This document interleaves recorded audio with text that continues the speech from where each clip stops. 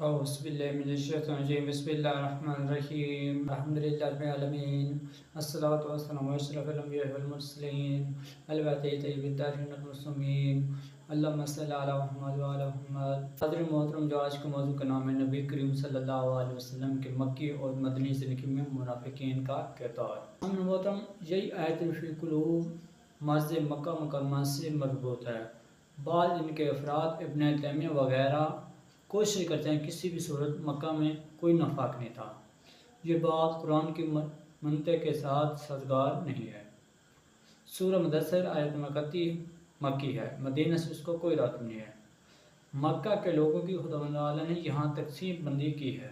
یہ مومنین ہو گئے ہیں، وہ لوگ جو اہل کتاب تھے، کفار و جن کے دلوں میں مرض ہے، انہیں خدا نے جدا بیان کیا ہے۔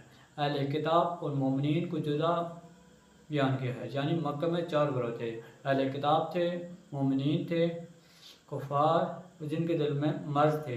ہمیں بتائیں جن کے دلوں میں مرض تھی وہ مکہ میں کون تھے؟ معمولاً یہ لوگ کہتے ہیں نفاق جب اسلام قدرت حاصل کرے، یہ لوگ کیوں نے اپنے کفر کو کھل کر بیان نہیں کر سکتے تھے؟ ظاہراً کہتے ہیں ہم ایمان لائے ہیں، لیکن جب خلوت میں ہوتے تو کہتے ہم تو مذاق کر رہے تھے ان کے ساتھ، مکہ میں تو اسلام مضبوط نہیں تھا، نبی صلی اللہ علیہ وسلم کے پاس کوئی اقتدار نہیں تھا۔ یہ فی قلوبہم مرض کا مکہ میں کیا کام ہے؟ وہ کون لوگ تھے؟ اس پر بہت غور کرنے کی ضرورت ہے۔ ہم اہل سنت علماء طلباء سے تقاضا کرتے ہیں، یہ قرآن کی منطق ہے، حدیث نہیں ہے۔ یہ خدا نے 4 گروہ جو بتائے ہیں ان میں سے ایک وہ ہے جن کے دل میں مرض ہے۔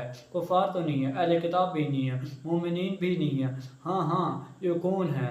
یہ ایک ظریف نقطہ ہے جس کی طرف توجہ کرنی چاہیے۔ اگلا نقطہ، جنگ احد میں 1000 سپاہیوں نے خدا کی طرف حرکت کی، پر شیعہ سنی کا اتفاق ہے۔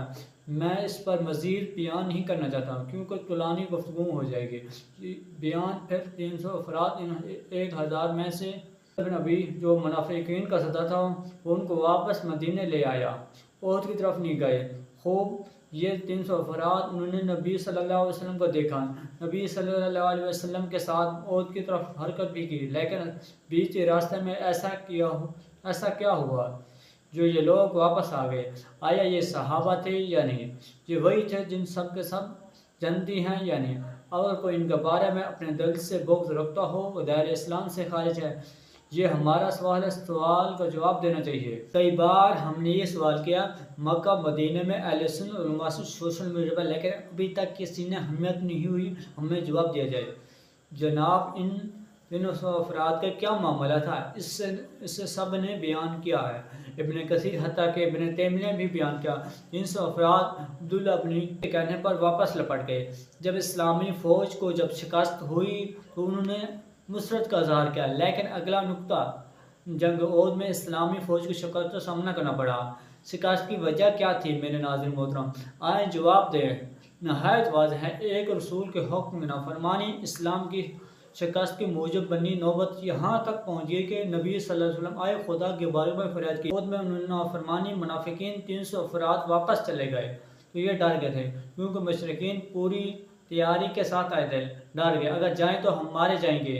وہ لوگ جنہیں رسول اکرم صلی اللہ علیہ وسلم نے پہاڑ پر نصب کیا تھا ان سے کہا اگر دشمن ہمیں ٹکڑ ٹکڑ بھی کر دے، حتیٰ کہ اگر پرندے بھی ہمارا گوشت بھی کھائیں تب بھی اپنی جگہ سے نہ ہلنا۔